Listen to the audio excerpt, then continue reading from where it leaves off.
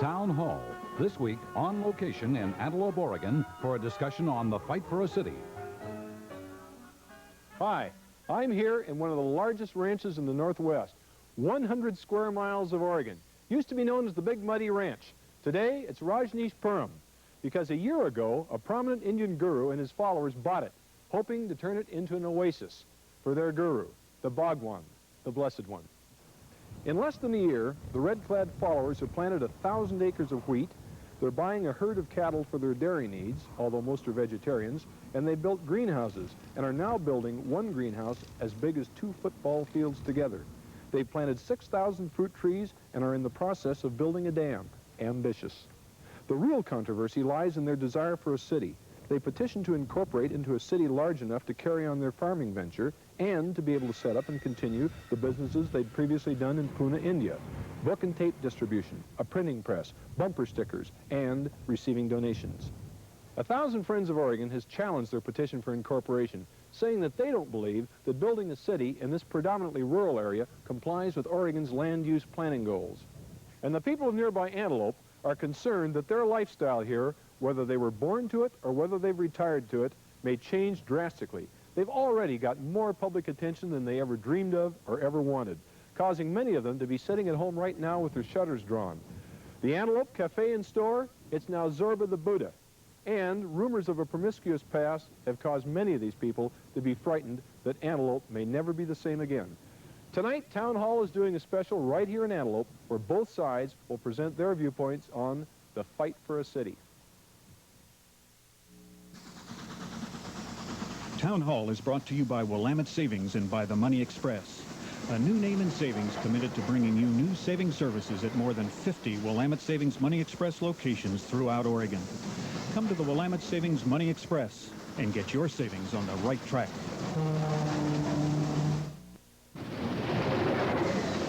The Money Express just pulled in again. Now look what it's brought for savers. Only a great way to earn interest on the money I pay bills with, that's all. Show them. It's called the Cash Management Fund. Now, while it pays the bills... The grocery bill, the rent, the car payment. It also pays 7.5% interest on the balance. I don't get that much from my savings account. The Cash Management Fund. Another way the Money Express gets your savings on the right track. The controversy here in Antelope.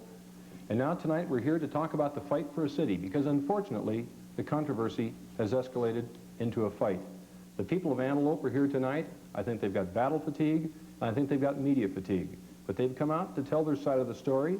The people from the ranch are here to tell their side. We're going to talk about both sides of the issue and maybe hope that at the end we'll see some light down at the end of the tunnel for some common ground. You know, the last time we came here, we started off the show, we talked about the people at the ranch, the Bhagwan's followers. And I'd like to start this show by talking out a little about Antelope. And would you identify yourself, please? I'm Bill Dickson. Bill, and what do you do here? We're on the post office. Bill, tell me about Antelope. What kind of people are here in Antelope? We know everybody's seen the sign at the beginning. It's population 40. It's out in Central Oregon. What kind of a town is Antelope? Well, it's made up mostly of retired people from all walks of life and everywhere in the state of Oregon. So there's no particular business here as such? Other than ranching, it's a center for a local ranching community. Mm-hmm. And how many families do you have here in town? No, probably maybe a dozen. How long have you lived here, Bill? My lifetime. I was born here. All your life. Francis, how long have you lived here? 32 years. 32 years. Why do you like living in Antelope? Well, our livelihood's here. Friends and family are here. And it's quiet. We're used to it. We were born to it. What about the people who is there anybody here who's retired to come to Antelope? Like to talk about that? Anybody who retired to come to Antelope? Not here tonight, huh? Or who wants to talk? Right back there. You retired to come to Antelope? Yes, I did. And why'd you come to Antelope? Because of the peace, the quiet. You could hear the birds. You didn't have to worry about leaving your door open, anything laying on the table, or anything of that nature. Where'd you come from? Portland. And you came from Portland to Antelope? That's right. For the peace and the quiet? That's right. Now I lock my door. I take everything in when I go in at night, because you never know who is walking through, driving through, where they're coming from, or where they're heading to. Traffic is more than 4 times what it was last summer. Margaret, thank you. Would you identify yourself? I'm Margaret Hill. I'm the mayor. Margaret, were you born here? No, I certainly was not. Why'd you come here? I came here to teach 15 years ago. Uh-huh. Why do you like Antelope? Well, for one thing, I married my husband here, which had a good deal to do with it. And I grew to love the place, I truly did. It's rather unique, I think. It's a peaceful place. It has a reasonably pleasant climate, and yet there's enough of a change in it to keep you on your toes. I also became involved with a hobby, and that was antelope. Antelope is your hobby. I think and there's so. been a change here. I know there's a change that a lot of you don't like. Margaret, what's it like today in Antelope? Pretty hectic. You know, when you were here 6 months ago, I voiced some concerns about what might happen, and actually most of those things have happened. What has happened? Our city has been taken over. The people who live here have been laughed at and ridiculed. Some of our longtime residents have left. We've been involved in litigation. I've lost track of the number of litigations that we have been involved with. The pressure has been unrelenting. What kind of pressure? From the Rajneesh. Demands to do this, demands to do that. If you don't do this, if you don't do that. The mayor's job, which used to take maybe 3 days a month, is a 24-hour day job. Today we lost one of our council members. They moved out. We've had those who've left because they've been intimidated, frightened, and I must admit there probably some of them have left because they've been greedy. How do you mean? Now, let's take one at a time. The people who've been intimidated or frightened, what kind of intimidation? What's frightening them? I think just the sheer numbers, for one thing, the constant picture taking, for another, the constant flow of people walking up and down the streets where we're accustomed to see maybe half a dozen people during the day. Now there are dozens, literally. And you mean dozens of outsiders, or are you talking about the Rajneesh people? I don't think we can call them outsiders now. They've bought property. They live here. No, I mean, when you refer to the dozens, you're referring to the Rajneesh people, Yes. not Although we tourists or have lots of other traffic, too, which we never had before. curiosity seekers come here, Very definitely. and of course the media. And God help us, the media. More than you ever wanted, I know that. Well, one of the things you did, and the people of Antelope did, was they decided to disincorporate what I think People magazine called legal suicide from the city, to dissolve your city. Right. And would you identify yourself? I'm Keith Mobley, Antelope City Attorney. Keith, why did the people of Antelope decide to dissolve their city? It's not something that came up just recently. It's something that's been discussed a long while back. My dad was mayor before Margaret, and during his tenure as mayor, he had discussed it because it was felt by he and some of the other members of the council that the burdens of being a city of this size were greater than the benefits. And subsequently, as these problems unfolded, and just recently unfolded, it became clear that the burdens were very substantial. So disincorporation was again considered. Okay, Keith, what would disincorporation do to resolve the burdens that you're talking about? What change would that make for the better? Antelope would prefer to be an unincorporated community, like many others in this part of the state, where there is no organized city government and no opportunity for a city government to assess for improvements, to tax, and to do things that would be generally to the disadvantage of the residents of the city. Now, if Antelope is disincorporated, if we do have this legal suicide, who makes those decisions? If the disincorporation had been passed, who would make those decisions as to assessments, permits, etc.? There would probably need to be a water district formed to supply the domestic water, and there would be some assessment authority there. But most of the general governmental kinds of decisions would be made at the county level. The Wasco County Court would be the body that would make many of the decisions previously made by the City Council. So is it fair to say that the main reason why the people decided to disincorporate was to transfer a lot of this decision process to the county, to take it out of the city? Is that, Margaret, you're nodding at that? That's true. That's correct. And is this also because you feared the influence of the Rajneesh people in your local government? Would that be correct? I don't know that that would be correct. I think the feeling has been that, one concern has been that we're aware of the extent of the improvements that have been made on the ranch. And if improvements of the same kind were made in the city, and the residents of the city were expected to participate in the cost of those improvements, then those costs would be more than longtime residents who came here to retire could bear. Just would be beyond their resources. Well, let me turn to you. Would you identify yourself, please? Man and Sheila, disciple of Bhagwan Sri Rajneesh. Now, when the disincorporation of the city of Antelope came up for a vote, you had a lot of people in here, you registered a lot of people, and in the election you beat it. The vote was no, not to disincorporate. So the city of Antelope is still an incorporated city. The question I have for you, Sheila, is why was it that your people opposed the disincorporation? Why, if the people of Antelope wanted to disincorporate, wouldn't you let them, so to speak?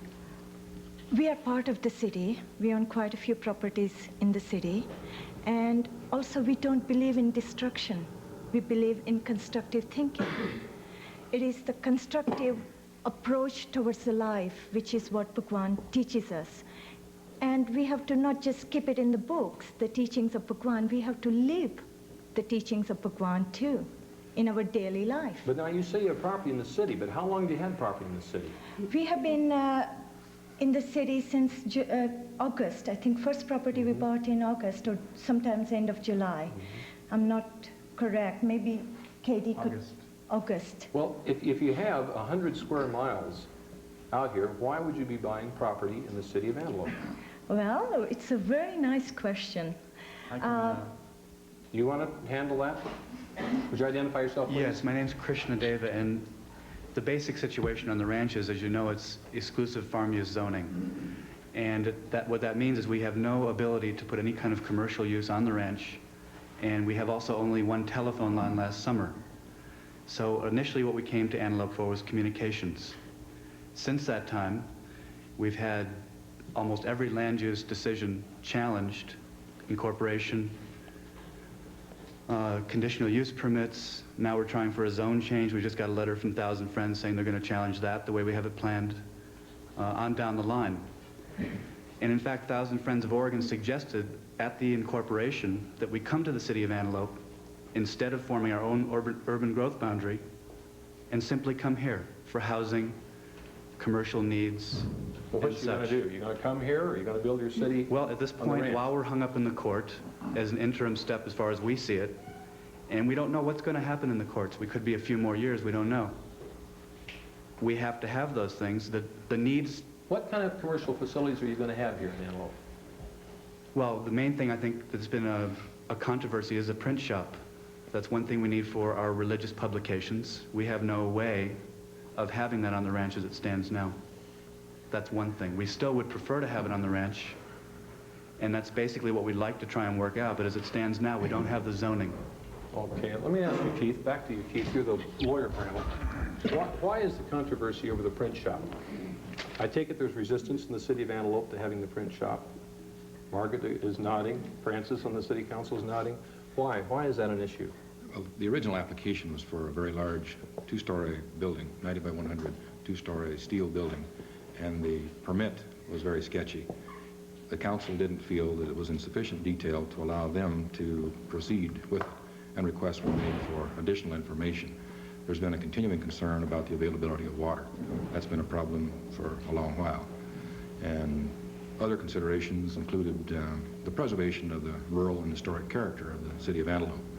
And the information furnished simply wasn't sufficient in the view of the council to answer the questions that they had. Okay, right back there, yes. Over the past several months, we've submitted several plans for the print shop, each with more and more information being supplied. As far as preserving the historic character of the town, the print shop that we did design, and we submitted full exterior design plans for the building, indicated that we would build a historic frontier type facade for the building in keeping with the character of the town. As far as providing services for this building, several months ago at the council meeting, we said that we would be willing to provide our own water and sewage facilities for that building, not wanting to impose any sort of imposition through tax levies on the city of Antelope. And at that time we said that we would demonstrate that we could provide both water and sewage facilities for that building. Since then we have submitted plans to the DEQ for technical approval, and we've also submitted a request for permission to drill a well to provide water for this print shop. This information, again, has been supplied to the city of Antelope. We haven't received any permission back to go ahead with this. Thank you. I don't want to make the whole evening the disincorporation of the print shop, but do you want to just take 1 second on that, Keith, and then we'll go on to another important issue here. March 2nd was the date when the plans that Mr. PREM refers to were presented to the council.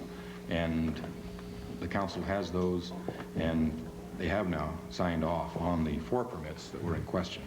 But there are some other developments that may come up later in regard to a moratorium. We'll perhaps discuss Okay, that. I think we've kind of outlined what the issues are over one of the, we talk about a fight for a city here. It's actually a fight for 2 cities. One is the city of Antelope here, and the other is the city of Rajneeshpuram, which is planned to be built out on the ranch. And here now we're having an election coming up on the ranch for incorporation. And I'd like you to identify yourself, if you would, in the second row there. Mike Sullivan, Jefferson County District Attorney. Mike, what is the significance of this now? The people on the ranch are trying to incorporate a city, to have an incorporated city out there. What's that mean as a practical matter? Well, that's when people in a limited area decide to take over from the county a number of responsibilities, and they include but are not limited to land use planning, municipal courts, law enforcement, social services, building permits, building departments, and that like. They could pass taxation, I take it? Yes. Taxes? So in other words, they'd be a city. It'd be like Portland, Salem, anywhere else. They'd have a municipal government, well, I've been out to the ranch. I don't ever think it'll quite be like Salem or Portland. Well, I mean, from the standpoint that you're going to have a government. Yes. Would you identify yourself, please?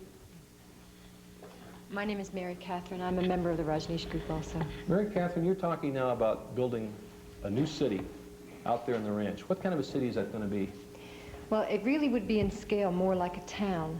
The law says city, but in fact it would be more like a town. And what we'd like to do is to have sufficient housing for the people who will be working in the greenhouses and who would be working in the orchards. We'd like to keep the rural feeling of the land and live in harmony with the wildlife that is there, and hopefully rebuild some of that watershed and habitat for other wildlife. But now, is this just going to be a city for the Rajneesh people? For followers of the Bhagwan? No, it really would be an open community. I know there are some people who doubt that, but in fact we have people who are not sannyasins living down there now. I doubt very much that the land would be for sale, but we would certainly be willing to consider leases. So you wouldn't sell, but it would be leases, but you'd have to come in and bargain. Now, are you actually going to say that you're going to lease out to people even though they're not members of the group? Yes, definitely. There's never been any problem with us on that score. We are working with people from all over Central Oregon and quite harmoniously, and it would not be a problem for us. Well, not exactly harmoniously, I guess, because there has been a considerable amount of controversy over whether Rajneeshpuram should be allowed to come into being, should be allowed to incorporate, and there are some opponents. Is Laura Bentley here? Laura, make it? Who's here from the Citizens for Constitutional Government? We got somebody here? Well, I want to find it. Opposition. The opposition. There's opposition to the incorporation. Who wants to talk about that opposition? Right there. I guess my concern... Could you identify yourself, please, for the audience? My name is Bill BOWERMAN.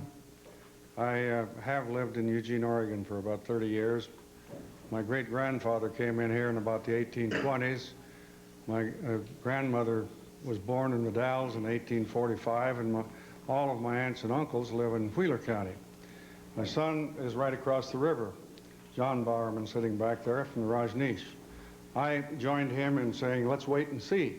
And that's the sort of thing that we have tossed at us, is let's wait and see what these people are going to do.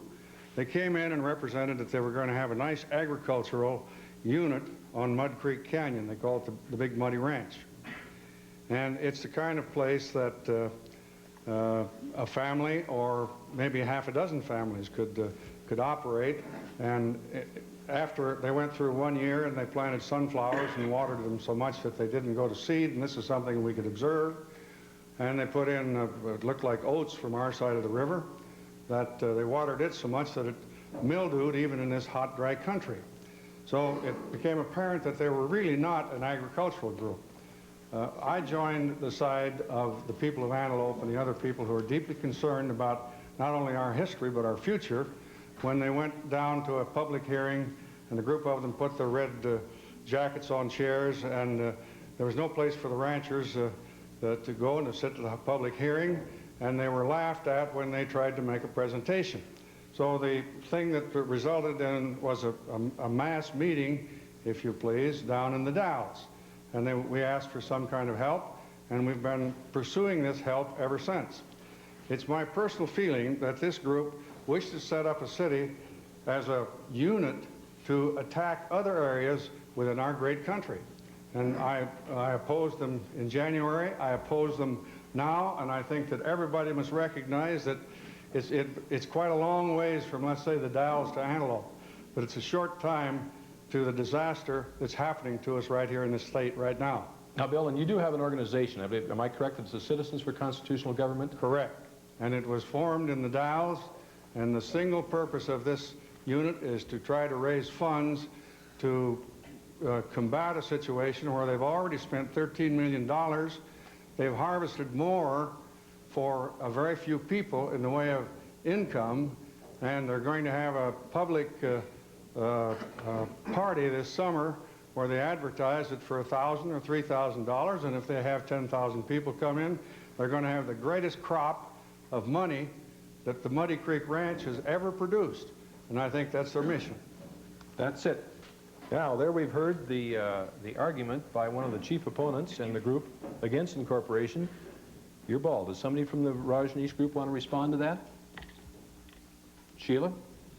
Well, everyone has a right to their own opinion and their own judgment. As far as we are concerned, we are here to stay. We are here to love the land that we live on. And we want to love the people around us too. We're basically people who have been taught to love wherever we go, and that's what we intend to do. Right back there. My name is Rosemary Greer. I live on a ranch neighboring the Big Muddy Ranch. I am just totally amazed every time I hear discussion about how they want to be an agricultural community. That's what they came and told us. When they told us that, we waited to see. Now they're talking about being an agricultural community. Most of us people around here are farmers. Being farmers, we would never, ever consider allowing 10,000 people to trample through our land. We have fragile land that receives only 8 to 10 inches of water a year. We don't have enough water for 10,000 people. Plus, they're talking about putting in tents, lots of tents. They say bring all the trailers and campers you want to bring. They're going to be here for at least 10 days. They're going to put in pipes, they say 4 feet in the ground that they're going to take back up. They're going to have all kinds of sewer and water system. They're going to tear up the land. That is not agriculture. None of the farmers around here would ever allow this to be done to them. Now, you're saying that this is not going to be an agricultural community. They have proved that it's not going to be an agriculture community. Everything is subterfuge for a city. We have been to meeting after meeting after meeting. Every time it's a new way to come around the back door to build a city, whether it's putting a sewer system that's designed for a city. They call it for a festival, but they probably would like to leave it there. It'll be ready for a city. Maybe it's power lines, maybe it's water. It's innumerable things. They have tried from the very beginning to create a city, and all they've done is come in 1,000 back doors to do that very same thing. I think you got someone here who agrees with you here. One of the things we've been reading in the paper lately is the 1,000 Friends of Oregon, which is always described as a land use watchdog group. I mean, isn't that correct, Paul, what you're described as? Is now bringing proceedings, legal proceedings, to contest the incorporation of Rajneeshpuram. Paul, why is the 1,000 Friends of Oregon opposing the incorporation of this city? Well, 1,000 Friends and some neighboring ranchers, as we've heard, are opposed to incorporation of Rajneeshpuram for several reasons. The statewide planning laws, or goals as they're called, provide that non-farm uses can be allowed in an agricultural and rural area if certain conditions are met. Adjacent landowners and ranchers are guaranteed protective rights to have a say if a proposed non-farm use doesn't comply with those conditions. In other words, you're saying there are procedural hoops that you have to go through before you can use agricultural land for non-agricultural uses. That's what you're saying, That's right? correct. Okay, And the go ahead. ranchers in this area value those protective rights. Safeguards. Mm-hmm. Exactly. Well, by the bold stroke of incorporation, those protective rights are stripped away. Once a city and an urban growth boundary is established, the agricultural goals and laws and those protective rights no longer exist, so that the Rajneesh could build a wide variety of urban scale uses without any consideration of whether they would conflict with adjacent farming. For example, whether it would draw down the irrigation water or what have you. There's also another problem, and that is incorporation would provide a gaping loophole in the state's land use planning program. If the Rajneesh are allowed to create a city in order to run a farm, what's to stop other people from doing that in the Willamette Valley or other productive agricultural lands? I mean, they come in and say, we're setting up a city, we're going to farm, then you just put in a city. That's right. And it's too late to unring the bell? That's right. All of a sudden they have the right to put any type of urban uses in as long as they can get DEQ permits and what have you. They also have a license to grow. It's essentially a blank check as incorporation. A blank check incorporation. Do you want to respond to that, Mary Catherine? I think it's pretty clear from not only from the law and from the goals and guidelines of LCDC, but also from the recent LUBA decisions that it is not a blank check, that we will still have to meet all the standards of the state, and all of our planning is designed to do that. And just for a few examples, in the case of the festival, we need a fire protection system, and our rural fire protection district is going to be putting in, if we can have the approval of the state, a system which would provide that fire protection. Its temporary use would be for the festival, but the investment in the long term is for a fire protection system. We would like to put in a system that would reclaim the sewage water from the housing that is there, clean it up, aerate it, and then be able to put it back on the orchards.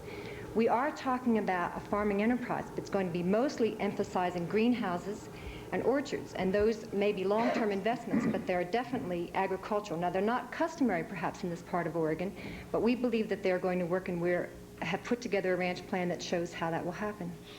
Paul, does that change your mind? No, it doesn't. They don't need a city to run a farm, and that's what they indicate. They don't need a city to make use of their sewage disposal. They don't need a city to have a grocery store or housing for a limited number of support workers or what have you. They have a number of other alternatives. One of them that we discussed with the Rajneesh early on, we had some meetings with them, is the exceptions process. Now that's a process which provides flexibility in rural land use planning. A person or organization in this case can justify and be granted an exception for certain non-farm uses which are shown to be needed. And I think the Rajneesh can make an argument successfully that there are some non-farm uses that are needed in order to support a limited number of ranch supporting uses. He says you don't need a, what do you say to that? He says you don't need a city to farm. There's several things about that. One is that for one, the exception process sounds good, but actually no one's been through it. For two, we've just received a letter several days ago from Bob Stacy. I'm not sure if Mr. GEARHARDT's read it, but he said that several of the things we particularly need, and I mentioned before the printing press, would not, as far as he's concerned, go in to this exception, this rural plan amendment, or any process like that. He doesn't consider it an appropriate use. And the other thing I'd like to say, and I think this is really one of the cruxes of the issue we're all here today about, that Antelope is not prepared. You can call it a sociological thing, you can call it a land use thing, but it's not prepared to handle the needs we have. It's that simple. We need our own jurisdiction, our own city to handle them. Back there. I don't know, maybe I'm just getting real old, but the representations that they make on one side are not borne out by what their performance is. Now, for example, here in the city of Antelope, they have finally relied on and are being challenged very strongly by the gurus, is what they call them down in Madras. But the gurus say we've got to have that printing press. And the question locally is there enough water for a printing press? And the few people who are around here, it's only 40 gallons a minute, it's my understanding. Now, the moratorium it will make it necessary to study this. In the meantime, the gurus are challenging this by an appeal. They're challenging every activity that has gone on with the land use planning and with the various things in as far as the rules and laws of our state are concerned. And my position has to be that they have been in violation of our ordinances, they've been in violation of our laws, and I just don't think that we can count on seeing a performance unless we have an opportunity for maybe a moratorium throughout the state on where they're going to be and how many of them are going to be at a given place in a given time. Now that would be a moratorium bill until we see what? What do you want to see after the moratorium? The city of Antelope wants to find out, is there really enough water? Now there have been a number of wells drilled around this area, and they would say, well, we'll go clear to the John Day River and we'll pump water over to Antelope, or maybe they'll go to the Deschutes River. What about sanitation? What about roads? What about the schools? So it's going to be the moratorium is in effect. Now it's being challenged, and maybe it'll be set aside. This is their activity, is to hire the best hands like Mr. Davis or some of the people that come out of Portland, and they're paid a great deal more than I've given, but I intend to give a lot more to this program. So I feel very strongly about this. Okay, thank you. Bob Davis, would you identify yourself, please? Yes, I'm Bob Davis, representing the Rajneesh group. It seems to me that from what we've heard so far that we see sort of the catch-22 situation that these people are in. They came here asking very little, willing to pay their own way, wanted to be on the ranch. Well, I'm sorry, Mayor, but we're just, come on. The fact is that as they made their application for to carry out this activity on the ranch, they were said, no, incorporate. Thousand Friends of Oregon says, no, don't incorporate on the ranch. And in their brief, in the documents filed, said, go to Antelope because you can do that there. Here they are in Antelope, and Antelope is saying, no, do it somewhere else.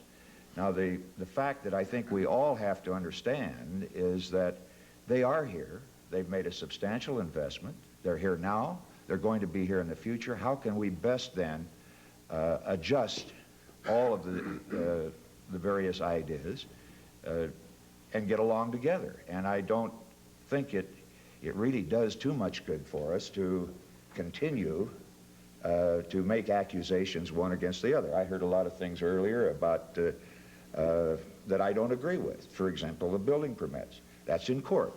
The judge will decide whether or not the building permits were issued according to his order. We say they were not.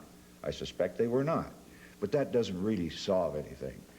If we do agree we're here and we have to do something about it, then how can we best do that? How can we sit down and adjust these conflicting ideas? And I think the only way to do it is for people of goodwill, even with conflicting ideas, to sit down together and talk it out. Right back there, blue shirt. What Mr. Davis talked about here. Could you identify yourself, please? Dave Dixon, Antelope. I'm on a ranch out here uptown. The Rajneesh's theory on communication is give us this or we will sue you. Or they'll come in and say, well, we'll do this and you do that. It's no definite communication as far as they're concerned. It's either we get it or else. And that just does nothing to get people's back up. We don't like to be talked to like that. Then they come out with this prejudice stuff. Well, what are we supposed to think? It's just like you, Mr. Faust, if you come to this area and say, walk in here, say, you give me a permit or I'll sue you. Well, what's the people here to think? It's not a prejudice against them personally, their race, their religion, or anything else. This is prejudice against the way they act. If they want to act like something, they should act like it. If they say they're farmers, then I haven't seen a farm. I've seen lots of construction work, and the farm is just a way to get a city. And we haven't had the truce, and we just had a turmoil since they've been here. So our idea of thinking, they have caused it.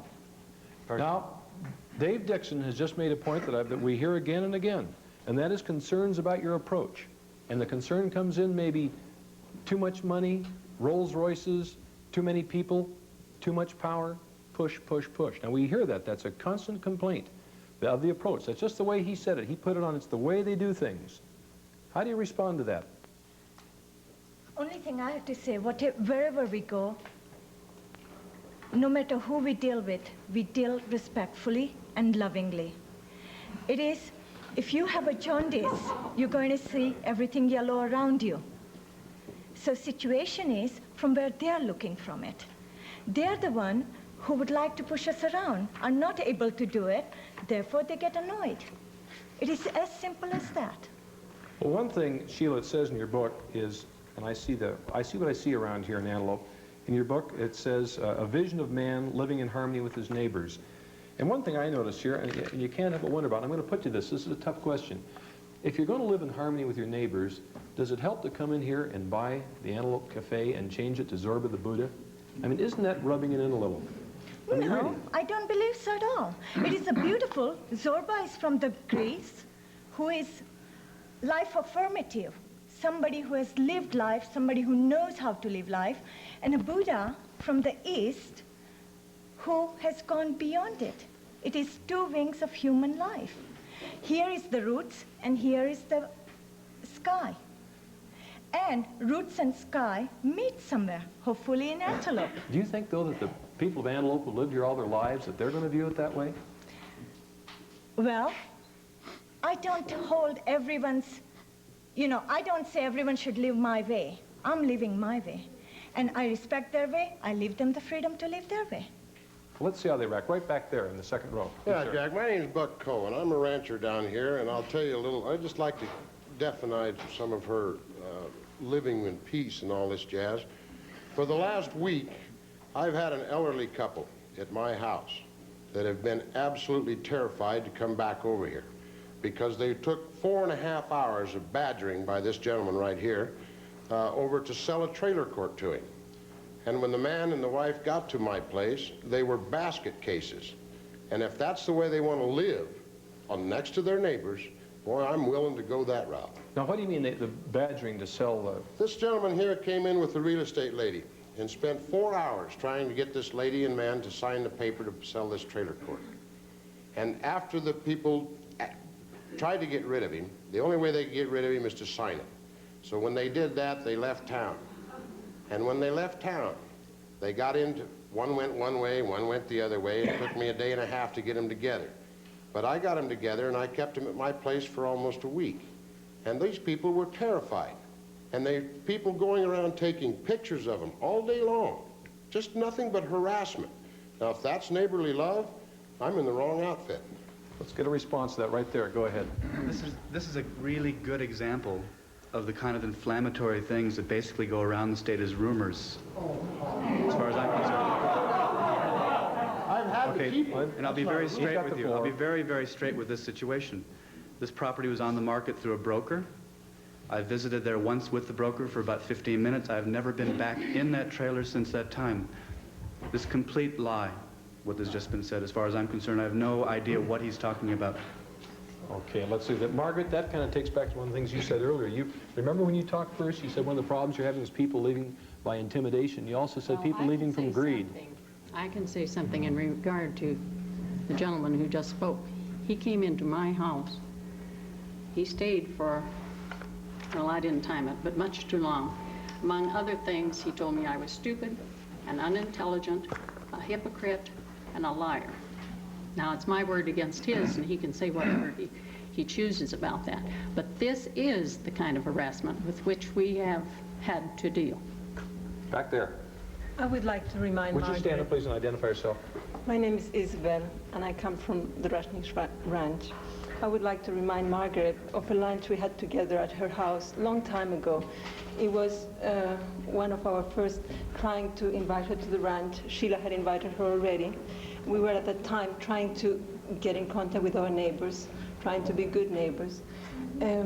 People come daily from all over Oregon, from every state. They come to visit the ranch. Still, we haven't got Margaret Hill to come and visit us. We wish she could come and her fears could be calmed down. We have asked for that. In the last town hall program, you might remember she expressed concerns about violence. And I wanted to tell her that the only way to calm her fears was to come over, but still we're waiting for that. Every one of our trying to be neighborly has met this kind of reaction. We're still open to it.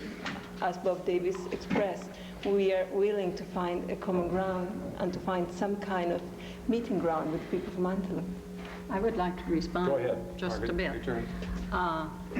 I think that this is something that the media has done, if I may pick on you a little bit. Go right ahead. They're really, you know, I'm as curious as anyone, I suppose, about what goes on at the ranch, and I think I explained at the last town hall why I did not go down to the ranch.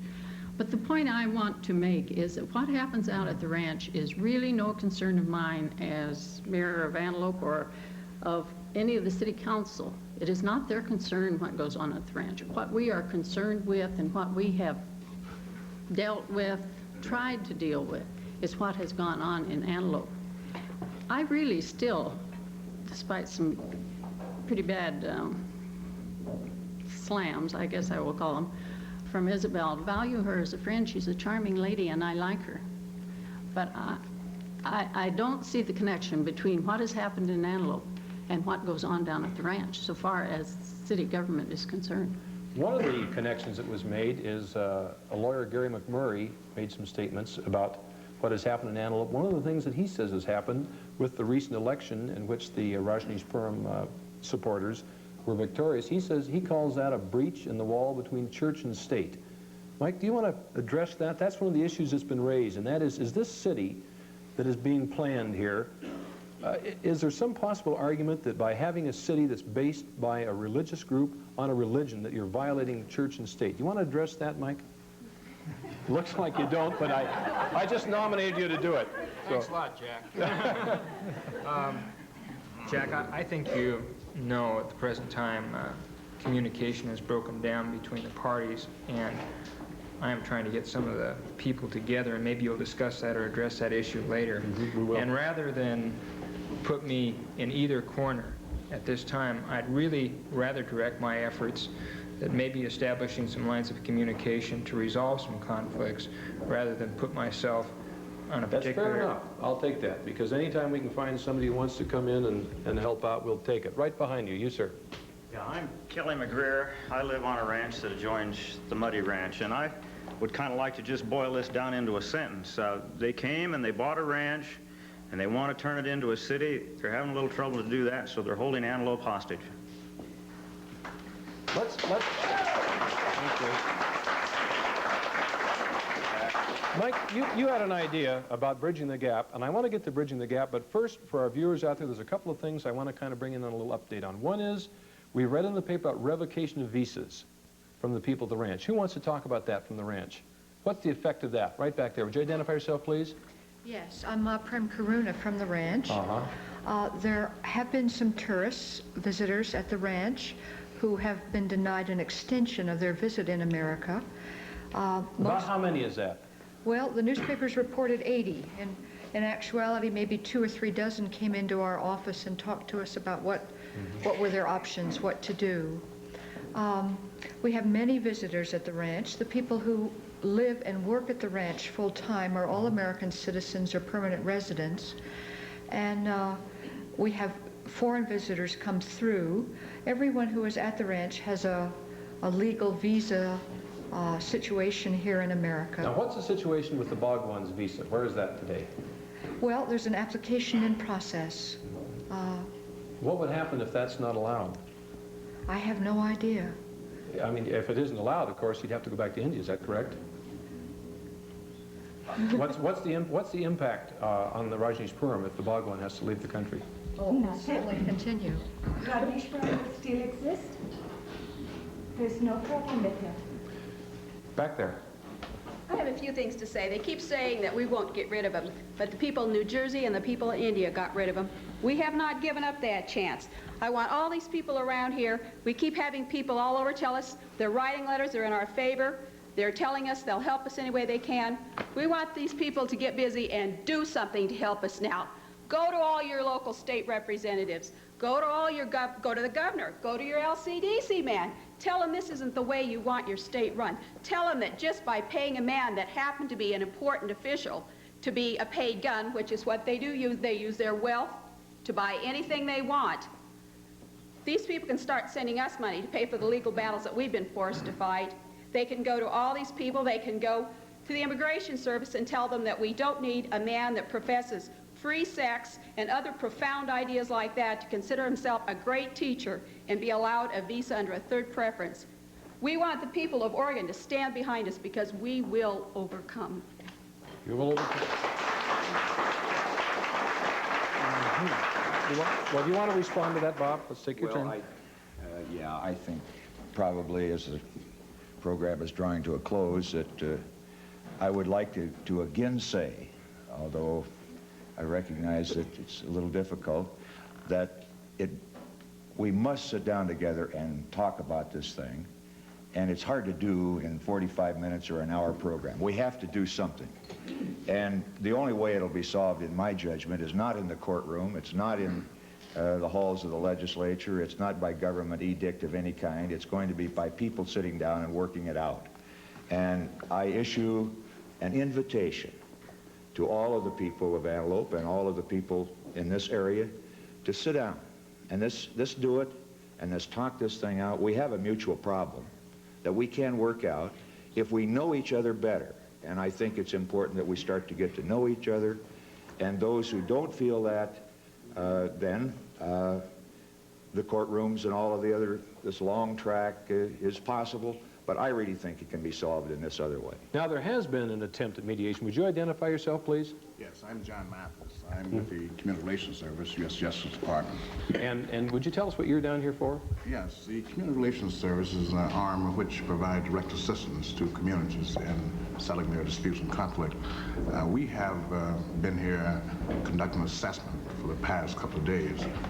We have conducted 2 meetings, which I feel were very satisfactory, and at this point I'm very optimistic. Well, that sounds good. Keith, you've taken part in these discussions, is that correct? Do you want to tell me what's been going on? Because this is what we're looking to now, that there has been a coming together, at least with federal mediation here, and Keith, you're representing, I'm going to re-identify you, you're the city attorney for Antelope, and do you want to tell me what's been going on? We have been talking and hope to continue to talk. I think it's very important when a controversy reaches the level that this controversy has, that the people involved most intimately stay in touch, because so much can happen so quickly that none of us would want. And so as Bob Davis and I talk about the major issues that have divided the people that are here today, we need to continue that, to work to keep the level of emotional involvement and the level of irrationality down as far as we can. Now, what do you think, where might the common, and I put this to the people here, where might the common ground be? Some basis to work this out and end this hostility? What do we need to resolve? I think the people of Antelope, the people of this area, have felt that too much has been done too quickly. The ranch was purchased in July of 1981, and we're coming up on the first anniversary of that, and consider how much has been done. If a similar application were made in the city of Portland or in the Upper Hood River Valley or someplace of that kind, the resistance would have been, I think, far greater than it has been in this area. And there has been a quick response when frustrations have been encountered, when there's been some delay or a no, perhaps. I don't think there have been very many no's, but some delays, because we felt that there was some need for further information, further study. There's been a real push to move over that activity on the part of the council. Okay, so then one of the things that I see that the city is saying is too much too fast. Would you agree with your lawyer on that? Francis, you're a city councilwoman. Do you agree with that? I certainly do. Well, then back then. May I ask that the young lady back in the corner have an opportunity to speak? She's been trying to get your attention. Oh, she's badly located for that. Well, let's just say, go ahead. Diane McDonald, I'm from Madison, Oregon, and I'd like to make maybe one thing clear to the viewers, and that is, Mr. Davis, we extend you the same opportunity we have. Since you do collect your paycheck from the Rajneesh, and then you go back to Salem, you leave the Rajneesh here that want to actually ranch, and you take the worldwide headquarters in the cities and put them in Salem zoning, because it's a city, and leave us to ranch. All right. Let's go back and follow up the point that was made here about too much too fast. From the standpoint of the Rajneesh people, John, I'll put it to you. Is there a chance that maybe you can slow things down, give them some time? Well, I'd like to point out, I'm sure a lot of the people in the community probably know this already, but when we took over that ranch, it was really a ranch that was a cattle ranch and really didn't have any kind of facilities to support our level of activity at all. The original farmhouse that was there probably for 60 years dumped its sewage right into the stream alongside of it. There has been an awful lot of activity down there, and that activity really has been to build an infrastructure, to build a working system down there to support what we feel to be a population necessary to farm the land down there.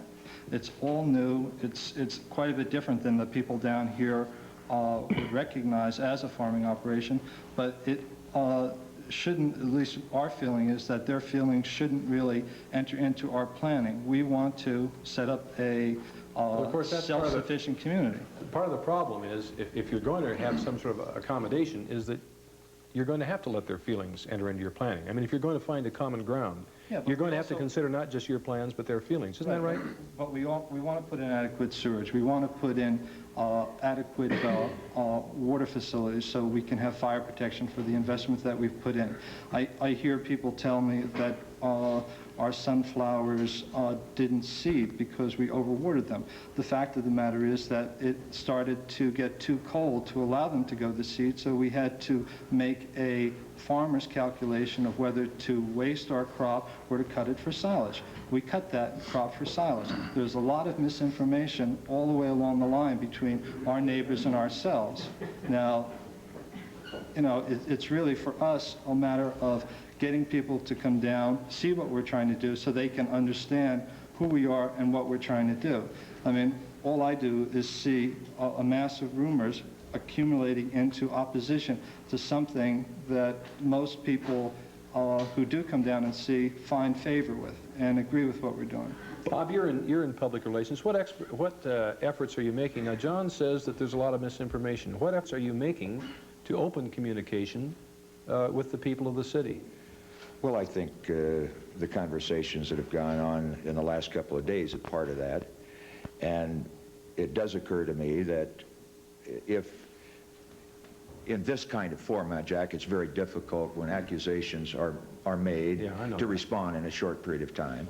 A quick accusation could take 10 minutes. I think what we really need is, as I've mentioned before this conversation, but if we do decide that we both have a joint interest, the city of Antelope, and we have a joint interest in having whatever activity is conducted by the Rajneesh, that it should be conducted on the ranch rather than in the city of Antelope, then I would expect that the city of Antelope would be supporting whatever activity was necessary in order to have that done on the ranch. That seems to me a solution which would move the people, which are apparently creating the problem for people in Antelope, back to the ranch and have that activity go there. That seems to me that would be a start toward that a solution.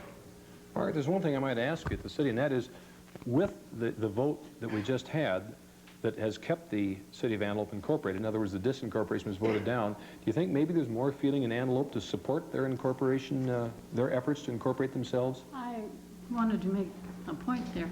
The city of Antelope has never taken any position whatever on the incorporation out at the ranch. We have never so you're not opposed? Opposed that in any way. If there's a thread... Now, go ahead. I know what they're going to say. They're going to say that there are individuals who have. And that's true, and I think that's one of the problems. Out there, Sheila, Dave, John, whoever can say, we're going to do it this way. I don't have a city council. I'm the mayor, but the city council is the one who runs this government. And I can't say to them, now you do this, and they do that, which is quite the reverse, I think, from what happens on the ranch. Is there some kind of a thread here that maybe where the common ground may be is to have the ranch activities on the ranch and to let things go back? If you can do what you want to do in the ranch, are you going to sell out in Antelope? Will you give these? Will you move out of Antelope, Sheila? First, we have to have Rajneeshpuram. I mean, if you get it, will you? Well, we have never intended to come to Antelope. We don't have any intention of future either. It is just an interim problem, and we are trying to survive. And one of the things I would like to say to everyone, that you cannot tell a flowing river to stop. It gets muddy, it gets polluted to tell a flowing river to stop. And we are flowing people. We flow very well, very nicely, and there's nothing. If they treat us like human beings, if they treat us like people, there's no problem. A simple answer to your question would be yes. The question being, if there was a city on the ranch, would they move out? And the simple answer to that is yes. Is that correct? Then another question would need to be, will there continue to be acquisitions of additional property in the city of Antelope? The answer to that would be no. But there are talks going, right, Keith? Right, Bob? Yes. You met last night. You met again today with the federal mediator from Seattle. And I guess other efforts are being made. And I'd like you maybe just to close on that. You said before, Mike, that you were hoping to bring people together. What do you see ahead? Give us is there a chance here? Well, I think there's two givens. People from Antelope aren't going to leave, and the other given is that the people of Antelope and the surrounding ranchers have some very legitimate concerns. And communication has most definitely broken down. Incidents involving the possibility of violence are increasing, and I felt it was necessary to get some outside help to maybe establish a dialogue. I think that the parties have established a mechanism that maybe we can work out some of these disputes. We're going to be neighbors for a long time. We've got to give it an effort to live together as neighbors, because the blizzard of lawsuits that is now in progress has not solved a thing. Usually I close the show, but I let you close it. Thanks to everybody for coming tonight. We hope things do work out here in Antelope to end the fight for the city. Thank you all for coming, and good night.